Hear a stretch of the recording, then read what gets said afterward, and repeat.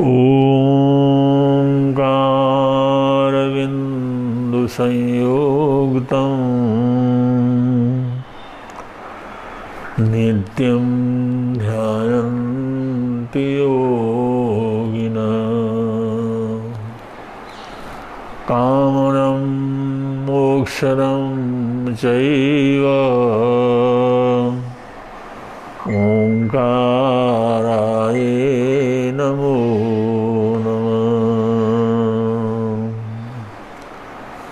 परमेष्टि नमस्कारं सारं नवपदात्मकम् आत्मरक्षाकरं वज्र पंजरावं स्मराम्यहम्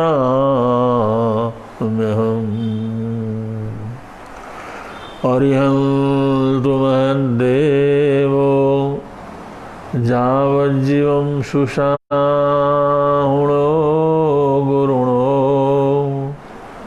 जिन पन्नत्तं तत्तं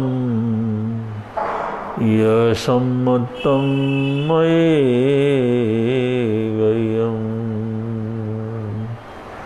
यसम्मतं मयेगह्यम्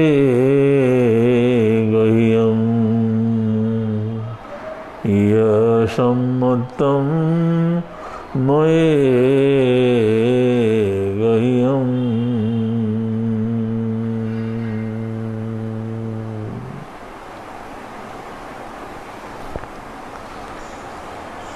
ठाणांग सूत्र के दूसरे ठाने में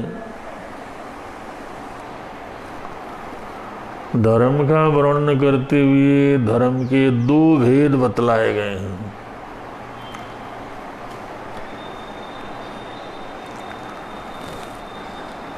जो श्रमण भगवान महावीर स्वामी के समक्ष किसी साधक की जिज्ञासा प्रस्तुत होती थी, कोई भी उनके सानिध्य में कोई जाता था तो उन्हें नवतत्व का दर्शन करवाकर दो तरह के धर्म की प्रूपणा करते थे। एक सावक धम्म और दूसरा श्रवण धम्म। जिन शासन में धर्म आराधन के दो रास्ते हैं, धर्म साधना के दो रास्ते हैं, निर्वाण की तरफ आगे बढ़ने के दो रास्ते हैं। एक सावक धम्म और दूसरा श्रवण धम्म। श्रवण धम्म का सबसे पहला लक्षण है, श्रवण धम्म के लिए सबसे पहली जरूरत है नाणं सम्यक ज्ञान की जरूरत है। सम्यक ज्ञान, सम्यक दर्शन, सम्यक चरित्र और सम्यक तप, ये मोक्ष का मार्ग बतलाया है। सम्यक दर्शन ज्ञान चरित्राणि ही मोक्ष मार्ग, ऐसा आता है तत्वार्थ सूत्र में। तो भगवान महावीर स्वामी या उस परंपरा में जो आचार्य भगवंत हुए, जो भी धर्म प्रभावक हुए, उन्होंने श्रवण धम्म के चार पाए बतलाए हैं, चार लक्षण बतलाए हैं, चार आवश्यकताएं बतलाए हैं। उन चार चीज़ों में अगर कोई रहता है तो श्रवण धम्म की आराधना साधना होती है। तो श्रवण धम्म का सबसे पहला लक्षण है सम्यक ज्ञान, सम्यक जानकारी होनी, सही जानकारी का होना, सही ज्ञान का होना, सम्यक बोध का होना।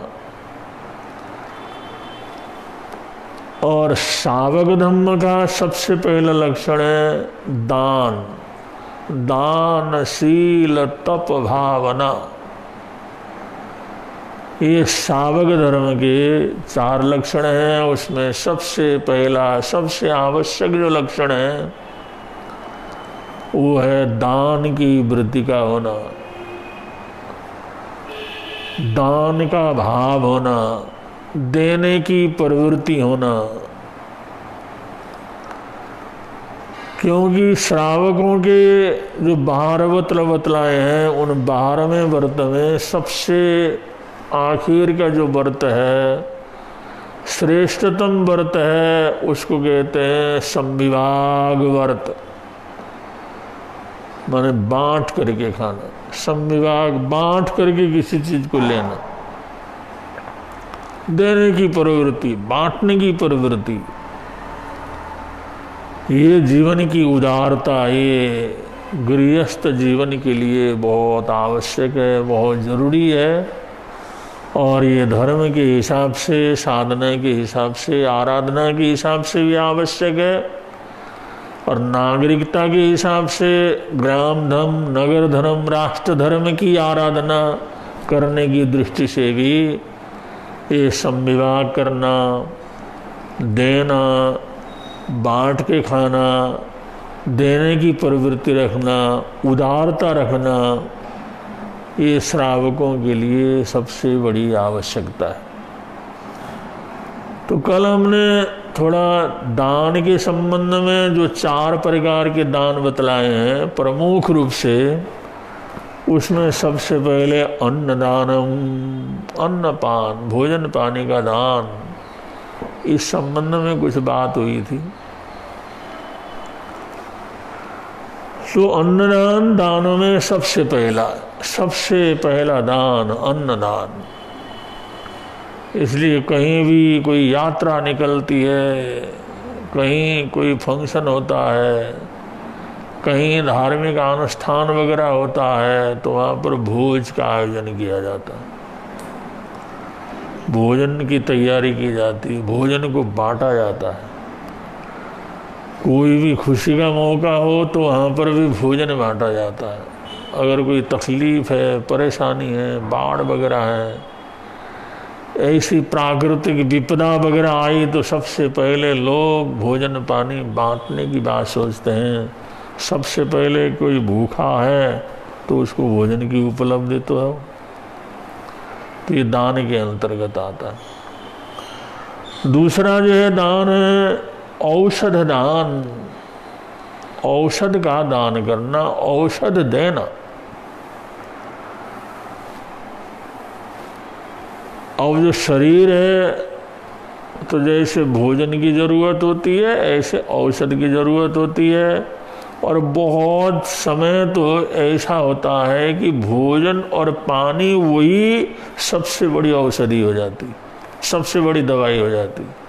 भूखा मर रहा है, उस समय क्या है, रोटी मिलना वही उसके लिए दवाई है।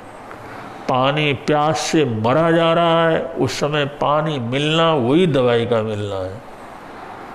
तो ये अन्नदान औषध दान के रूप में भी हो सकता है। तो औषध दान का यहाँ पर सामान्य रूप से हम ये अर्थ लेते हैं, कोई भी बीमार होता है, कोई ज़रूरत होती है, कोई घायल हो जाता है, तो ऐसे समय के अंदर अस्वस्थता में स्वास्थ्यता प्रदान करने के लिए जिन चीज़ों का उपयोग करना चाहिए, उन चीज़ों को देना, बांटना, ये जो है औषध दान के अंतर्गत आता है। औषध दान, अन्नदान के समान औषध दान का भी अपना बड़ा महत्व है। पहले वैद्य लोग होते थे, आयुर्वेद का प्रचलन था, और आयुर्वेद के अंदर 3 बातें हैं, वात, पित्त, कफ। बस 3 बातों के ऊपर सारा आयुर्वेद टिका हुआ है। कुछ बीमारियां वात की बीमारियां होती हैं, कुछ पित्त की बीमारियां होती हैं, और कुछ कफ की बीमारियां होती हैं। अब वैद्य वो है जो तीनों तत्वों को अच्छी तरह से समझे, मनुष्य के कहाँ पर कफ का प्रभाव रहता है, कहाँ पर पित्त का प्रभाव रहता है, कहाँ पर वायु का बाय का प्रभाव रहता है।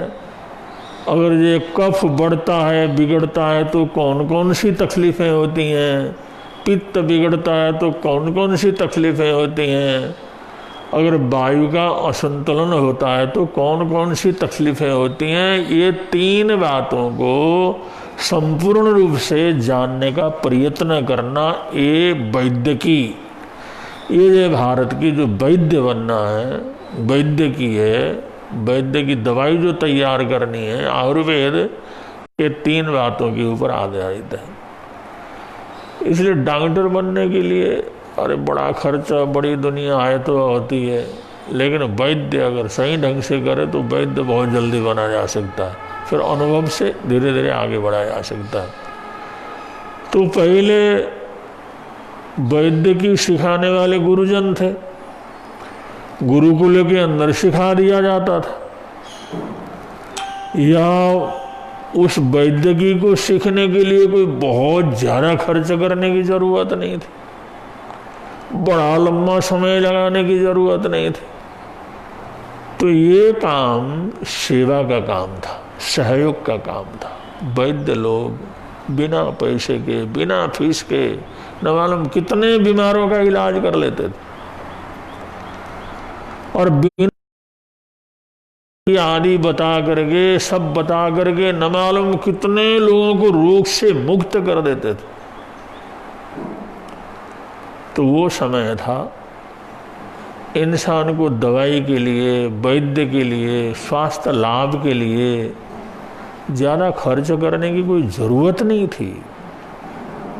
आज ये अंग्रेजी दवाई की पद्धति चली है, एलोपैथी जो चला है, तो एलोपैथी के कारण हमारे देश में ये सबसे बड़ी मुसीबत, सबसे बड़ी तकलीफ तो एलोपैथी है। और एलोपैथी के अंदर क्या है, एलोपैथी के इलाज नहीं है, और जो आयुर्वेद है, आयुर्वेद के अंदर इलाज है।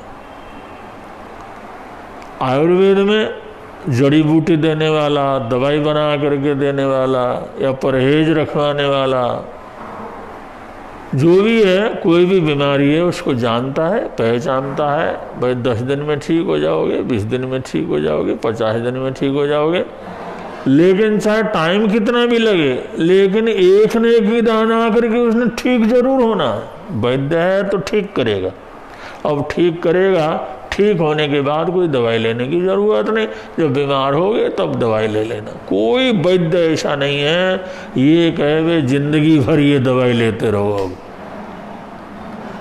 चाहे कोई हार्ट की तकलीफ हो, चाहे किडनी की तकलीफ हो, चाहे कोई भी परेशानी हो, खून की तकलीफ हो, पेट की तकलीफ हो, आयुर्वेद के अंदर ऐसा नहीं है भाई ये दवाई तुमने हमेशा लेना है। वो कहते भाई अगर लेना ही भी हो, ताकत की दवाई भी लेना हो, लेकिन जो है 1 महीना लेकर के, 2 महीना लेकर के फिर ज़रूर छोड़ देना चाहिए। 2 महीना लो, फिर 2 महीना छोड़ करके फिर शुरू करो, ले लगातार दवाई लेना। तो ये बड़ी अजीब स्थिति है। ये जो एलोपैथी की अजीब स्थिति है, लेकिन सब बड़ा भरोसा करके चलते हैं। आयुर्वेद के अंदर ये है कि कोई भी बीमारी हो गई और कुछ टाइम उसमें लगेगा, कुछ खर्च करना पड़ेगा, कुछ तैयारी करनी पड़ेगी, लेकिन अमुक समय तक तैयारी करो, इलाज करो, तुम ठीक हो जाओगे। और ठीक हो जाता, ठीक हो गया, दवाई बंद हो गई। अब एलोपैथिक में शुगर हुआ तो शुगर की दवाई, इलाज का डॉक्टर के पास जाएगा, उसका इलाज वगैरह करेगा, फिर वो लिख देगा भाई इतनी दवाई तुमने रोज लेना।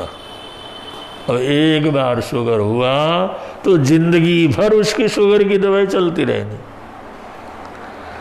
एक बार ब्लड प्रेशर हो गया, जिंदगी भर के लिए ब्लड प्रेशर की दवाई है। अजीब इलाज का तरीका। किस तरह से अंग्रेजों ने और एलोपैथी ने ये दुनिया को बेवकूफ़ बनाया हुआ है, बिल्कुल पागल बनाया हुआ है, उनके दिमाग को बिल्कुल साड़ दिया है। भाई कोई बीमारी आई तो बात पित्त कफ में कोई ना कोई कमी बेशी होने के कारण आती है। बैलेंस बिगड़ा आ गई और बैलेंस को ठीक कर दिया, गला ठीक हो गया। लेकिन इसमें अजीब कहानी है, एक बार हार्ट की तकलीफ हो गई, इलाज करा लो, लाखों रुपया खर्च करके ऑपरेशन करा लो, बाईपास सर्जरी करा लो, ये करा लो, फिर कहेगा भाई ये 4-5 गोलियां तो तुम्हारे को जिंदगी भर लेनी पड़ेगी, जिंदगी भर लेनी पड़ेगी। अजीब तमाशा है। लाखों रुपया लगा करके इलाज किया, हॉस्पिटल के अंदर महीने महीने लगा करके इलाज किया, अगला कहता है बिल्कुल तुम ठीक हो गए, लेकिन ये दवाई लेनी पड़ेगी, ये दवाई तुम लेते रहोगे। और 100 रुपया, 200 रुपया, 1000, 5000 रुपया की दवाई उसकी फिक्स है, वो हमेशा लेता ही रहेगा। अगर न ले तो डॉक्टर कहेगा भाई तुम बीमार हो जाओगे, फिर हार्ट की तकलीफ हो जाएगी, फिर परेशानी हो जाएगी। इसमें इलाज नहीं है, इसमें तो सिर्फ केयर है। भाई हमारी दवाई लेते रहो, तुम्हारा शुगर बढ़ेगा नहीं, हमारी दवाई लेते रहोगे तुम्हारा ब्लड प्रेशर ठीक रहेगा, दवाई लेते रहोगे तुम्हारे को हार्ट की तकलीफ ठीक रहेगी। अगर जहाँ दवाई बंद कर दी मुसीबत, फिर मुसीबत, फिर वही लाखों रुपया लगा करके हॉस्पिटल में जा करके चेक करवाओ और वहां पर इलाज कराओ, ऑपरेशन कराओ। अरे कुछ तो ऐसा सोचना चाहिए भाई, तुम इलाज किया है, इतना कुछ इलाज किया है, तो उसमें आदमी ठीक होने के बाद तो दवाई पे फ्री हो जाए, खर्चे से फ्री हो जाए, उस मुसीबत से फ्री हो जाए। एक बार बीमार हो गया, एक बार हार्ट की तकलीफ हो गई तो सारी जिंदगी सुबह शाम उसको दवाई याद करवाती रहेगी। तुम बीमार है, तो हार्ट का पेशेंट है, तुम बीमार है, तो मरने वाला है, तेरी ऐसी दुर्गति होगी, वो सारी चीज़ें वो दवाई उसको याद करवाती रहती। ऐसा इलाज है एलोपैथिक इलाज। लेकिन इसका इलाज पूरा वर्चस्व है। और ये कहते हैं इलाज खोज रहे हैं, फलाना खोज रहे हैं, टीका बना रहे हैं, ये कर रहे हैं। अरे शुगर हो ये इतने साल हो गए, उसकी बीमारी की कोई दवाई नहीं निकली। ब्लड प्रेशर इतने सालों से चल रहा, उसका कोई इलाज नहीं निकला। हार्ट की तकलीफ हो गई, उसका इलाज नहीं निकला। खून जो पतला करने की दवाई है, वो दवाई लेते रहो तो होगा, उसका कोई इलाज नहीं निकला। एक बार कोई अर्जन हमारा खराब हो गया, एक बार तकलीफ हो गई, वो डॉक्टर कहता हमेशा तुम दवाई लेते रहो, दवाई लेते रहो। जब किसी की भी दवाई आज तक नहीं निकली, तो कोरोना की क्या दवाई निकलेगी भाई? कुछ नहीं निकलेगी। सब दुनिया को बेवकूफ़ बनाते हैं, दुनिया को पागल बनाते हैं। एक कारोबार है, एक धंधा है, और ऐसा धंधा है दुनिया के अंदर। आज सबसे बड़ा धंधा, सबसे बड़ा कारोबार दवाई का कारोबार। और एक आदमी दवाई लेता है, 8-10 गोलियां लेता है, जब तक बीमार रहे तब तक दवाई ले। भाई 3 महीना ले लिया, 4 महीना ले लिया, चलो 6 महीना ले लिया, उसके बाद उसकी दवाई बंद हो जाए तो वो गोली दूसरे के काम आ सकती है। यहाँ तो एक बीमार हो गया तो उसकी जिंदगी भर के लिए परमानेंट है दवाई, और दूसरा बीमार हो गया तो उसके लिए भी जिंदगी भर के लिए परमानेंट दवाई बनाओ। तीसरा बीमार हो गया, उसके लिए भी जिंदगी भर के लिए परमानेंट उसकी दवाई बनाओ। तो इसलिए दवाइयों का इतना काम चलता है, इतना धंधा चलता है, और इतने लोग कमाते हैं। लोग सोचते हैं भाई इसीलिए तो हम कमाते हैं, इसलिए जो है खाएंगे नहीं, पिएंगे नहीं, दवाई पानियों के अंदर खर्च कर देंगे। तो ये जो इलाज का है ना, जो प्राचीन भारत के अंदर बिना पैसे के इलाज होता था, वैद्य लोग करते थे। क्योंकि आजकल डॉक्टर बनने के लिए लाखों रुपए उनको खर्च करना पड़ता है, इतना टाइम, इतना कुछ। रही सर्जरी की बात तो पहले भी होती थी, सारे काम होते थे, ऐसा कुछ नहीं है। इंसान स्वस्थ रहता था, अच्छा रहता था, इतनी बीमारियां ऐसी होती भी नहीं थी, कोई ना कोई दवाई ढूंढ ही लेते थे। आयुर्वेदिक के अंदर कोई ऐसी चीज नहीं है जिसका इलाज ना हो सकता, होम्योपैथिक के अंदर ऐसा कोई नहीं इलाज ना हो सकता। तो ऐसे जो देसी दवाइयां हैं उनमें भी सारी चीजें हैं, सारा इलाज है, सब चीज का इलाज है। सभी बीमारियां पहले जो बताई हुई हैं उनके सबका इलाज भी है।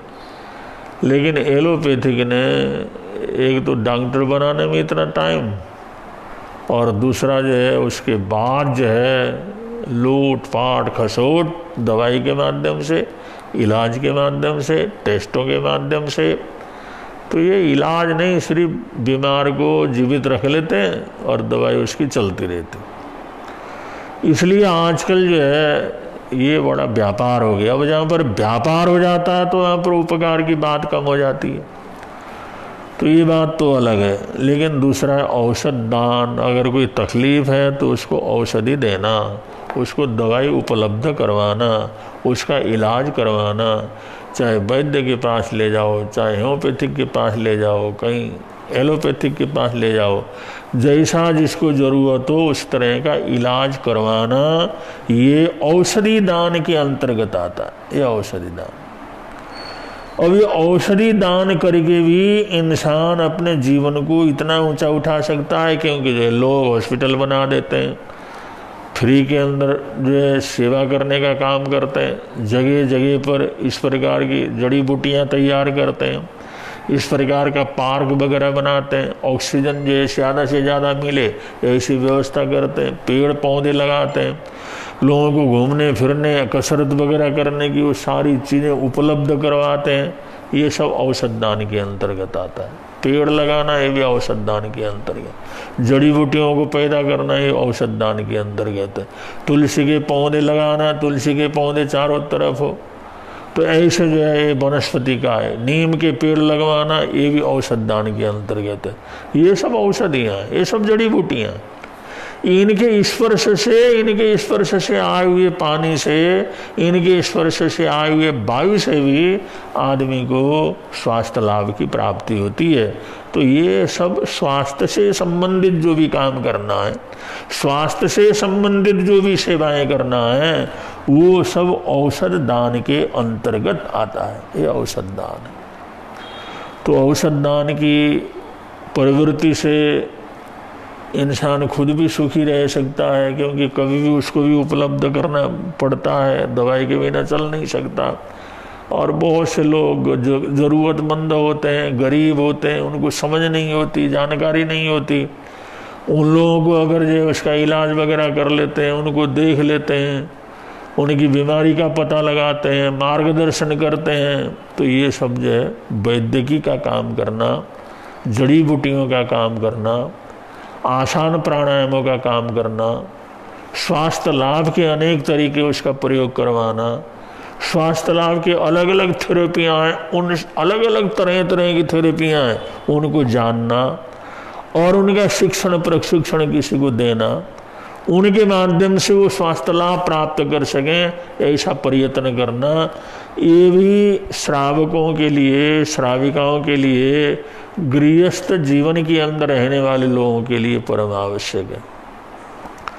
वरना जो है अगर स्वास्थ्य लाभ न हो तो सब साधन होते हुए भी इंसान दुखी हो जाता है। एक प्रकरण आता है, राजा बीमार हो गया, बड़ा भयंकर बीमारी उसकी हो गई, समाचार वगैरह सब छपने लगा। तो एक आदमी वो था, जैसी राजा की बीमारी थी वैसी उसकी भी बीमारी थी। वो सोचने लगा जो मेरी बीमारी और राजा की बीमारी, जो राजा की बीमारी मेरी बीमारी, जो उनके लक्षण है मेरे लक्षण है। तो एक बार समाचार छपावे, राजा के इलाज के लिए विदेश से एक वैद्य को बुलाया है, और वो वैद्य को बुलाया है उसका इलाज करने के लिए। वो सोचने लगा अरे राजा को तो वैद्य विदेश से आया हो तो इलाज कर लेगा, लेकिन वही बीमारी मेरे को है, मैं तो इलाज नहीं कर सकता, मैं तो मर जाऊंगा। वो बेचारा बड़ा दुखी हुआ। फिर एक दिन समाचार छपा कि उस वैद्य ने उसको कहा भाई 1 महीने की साधना करनी पड़ेगी, 1 महीने में हम दवाई तैयार करेंगे और इसमें करीबन 2 लाख रुपया का खर्च होगा। 1 महीने के बाद दवाई बूटी बनेगी, वो खिलाने के बाद राजा स्वस्थ लाभ प्राप्त करेंगे। वो गरीब आदमी सोचने लगा, ले भाई मैं तो मर गया। और राजा के लिए तो वैद्य आया, राजा के लिए तो सब साधन है, उसका तो 4-6 महीने में जड़ी बूटी तैयार होगी, वो वैद्य उसको खिला करके ठीक कर देगा। और अपने को तो ऐसी दवाई मिलना नहीं, अपना तो कर ही नहीं सकते, और ऐसी दवाई कहीं मिलती भी नहीं है, और कहाँ से मिलेगी। और वो बेचारा जो गरीब था वो तो सोच सोच करके ही उसके प्राण निकलने लगे। घर के अंदर मातम का वातावरण छाने लगा, जीने की आशा खत्म होने लगी, ऐसी हालात हो गई।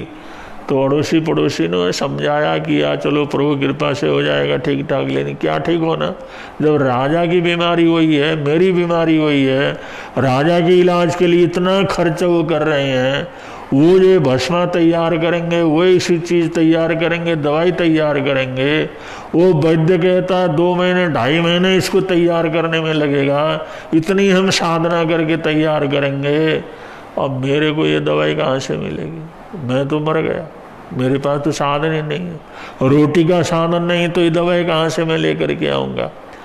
और वो चिंता में फिक्र में वो सारा परिवार ऐसा दुखी, ऐसा परेशान और मरणासन्नत की तरफ जिस समय जाने लगे, तो किसी ने उनको सलाह दी, चलो भाई अब ये आए तो बड़ी मुसीबत का काम, लेकिन हिम्मत छोड़ो नहीं, ऐसा प्रयत्न करो किसी तरह तुम उस वैद्य के साथ मिल सको। अगर वैद्य के साथ तुम मिल सको, अगर वैद्य के पास तुम अर्जी पहुंचा सको, एक बार उनके दर्शन कर सको, मेहनत करोगे, परिश्रम करोगे, जाओगे आओगे, कोशिश करोगे, तो कोई काम इतना कठिन नहीं होता। और एक बार वैद्य को तुम मिल ले और वैद्य तेरे को देख ले और तुम अपनी गरीबी और अपने तकलीफ और बीमारी बतला दे, तो राजा की दवाई में से अगर थोड़ी सी दवाई तेरे को वैद्य दे देगा तो तू ठीक हो जाएगा। कोशिश कर। अब ऐसे सोच सोच करके मरने से तो कोई फायदा नहीं। उसने सोचा बात तो ठीक है। उसने किसी तरह से पहचान निकालना शुरू किया, फलाने का पहचान निकाला, फिर वहाँ तक पहुँचा, फलाने का पहचान निकाला, वहाँ तक पहुँचा, वे दरबार तक पहुँचना है, वैद्य तक पहुँचना है, राज वैद्य से एक बार मिलना है, अपनी बीमारी उनको बतलाना है, इस तकलीफ से मुक्ति हमने प्राप्त करनी है। और मरता क्या ना करता, करते करते काफ़ी लंबे जद्दोजिहाद के बाद, लंबी बड़ी परेशानी के बाद, बड़े मुश्किल के बाद, वो जिस समय वो दवाई वहाँ पर तैयार हो ही रही थी, तो आखिरी समय 2-2.5 महीने लगने के बाद वो आदमी किसी तरह वैद्य के सामने क्या करेगा। किसी ने बताया भाई अमुक दिन वैद्य से निकलते हैं, अगर उस समय अर्ज दिया जाए, उस समय एकदम किसी तरह से कोशिश किया जाए तो मिल सकते हैं। योगानुयोग उसको वैद्य मिल गए। वैद्य मिलते ही पैर पकड़ करके जो रोने लगा। वैद्य ने सोचा भाई इतना क्यों रोता है, क्या बात, क्या तकलीफ। उन्होंने कहा महाराज मैं तो मर गया, मैं तो खत्म हो गया, मैं तो मर गया, मेरे तो प्राण चले गए, मैं तो खत्म हो गया, बिल्कुल लाश हो गया। उन्होंने कहा हुआ क्या ये तो बतला। उन्होंने कहा वैद्यराज जो राजा की बीमारी है वही मेरी बीमारी है, जो राजा की बीमारी के लक्षण है वही मेरी बीमारी के लक्षण है, उसी बीमारी से मैं बीमार हूँ। अब राजा जी तो इतना खर्च करके आप राज वैद्य की दवाई लेकर के वो स्वास्थ्य लाभ करेंगे, लेकिन मेरे पास तो कुछ भी नहीं है। इसलिए भाई मैं प्रार्थना करता हूँ राजा की दवाई में से थोड़ा सा एक बूंद, एक चम्मच, एक घूंट अगर आप दिलवा दें तो इस गरीब का भला हो जाएगा, मेरा परिवार बच जाएगा, छोटे छोटे बच्चे मरने से बच जाएंगे, बहुत बड़ा उपकार होगा। बस आपके दर्शन के लिए 2 महीने से चक्कर काट रहा हूँ, 2-2.5 महीने से चक्कर काटते काटते आज आपके दर्शन का लाभ मिला है, इसलिए कृपा करके मेरी जान बख्श दो, मेरे परिवार की जान बख्श दो, और थोड़ी सी दवाई उस राजा की दवाई में से मेरे को दे दो। इस समय सारी कहानी को सुना। वैद्य ने कहा चिंता न कर, बात सुन, चल मेरे साथ चल।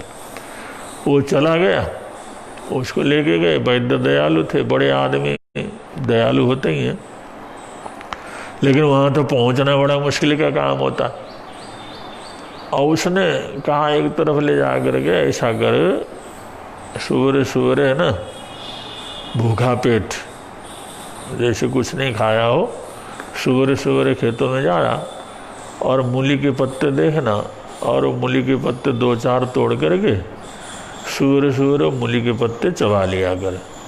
और ये रोज करवा लेगा। 10 दिन 20 दिन अगर मूली के पत्ते चबाता रहेगा ना, तो तेरी बीमारी बिल्कुल ठीक हो जाएगी। चिंता फिक्र करने की कोई ज़रूरत नहीं, एक पैसे का खर्चा नहीं है।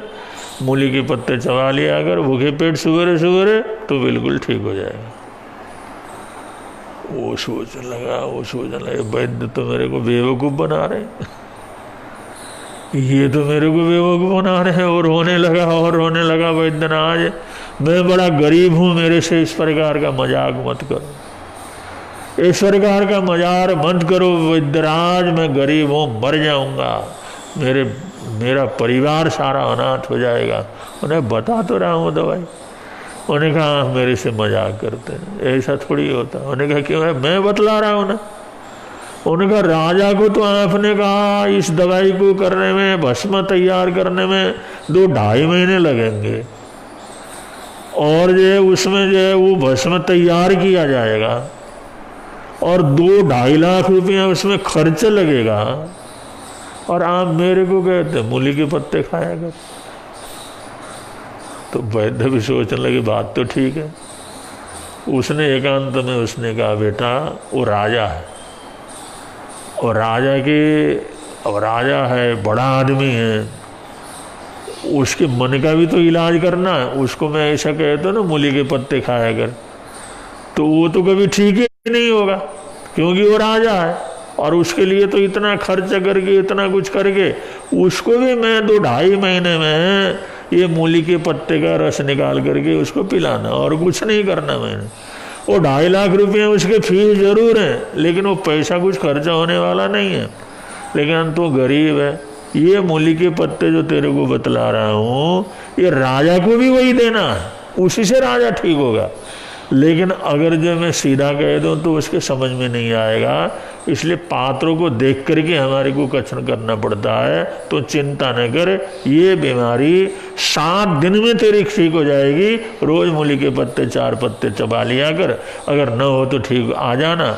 उसने 1 हफ्ते जो मूली के पत्ते खा लिए, हफ्ते 10 दिन के अंदर तो बिल्कुल ठीक क्या कर गया हो गया। तो कहने का मतलब ये है कि वैद्य लोग ये मन का भी इलाज करते हैं, विश्वास पैदा करते हैं, पात्र को देखते हैं, किसको किस तरह से इलाज करना है ये देखते हैं, और ये जड़ी बूटियों से ही बिना किसी खर्च के जो भगवान ने जो है धरती दी है, और धरती के ऊपर जो दुनिया भर की जड़ी बूटियां हैं, उनके ज्ञान से ही हजारों लाखों करोड़ों लोगों का भला कर देते हैं। ये हमारा आयुर्वेद है। और आयुर्वेद की दवाई रसोई में होती है, घर के आसपास होता है, खेतों में होता है। यही चीज़ों को तैयार करके, मिलावट करके, उन्हीं को मिला करके, घोट पीट करके तैयार किया जाता है। लेकिन जितना जिसका अनुभव होता है और उतना ही ये परोपकार का काम कर सकता है।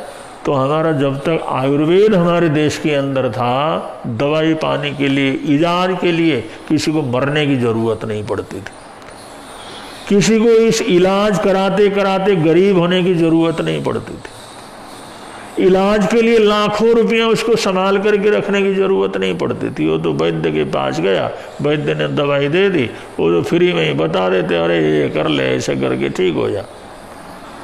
तो आज ये अंधाधुन जो कमाई, काली कमाई चल रही है, वो इसके लिए भी है।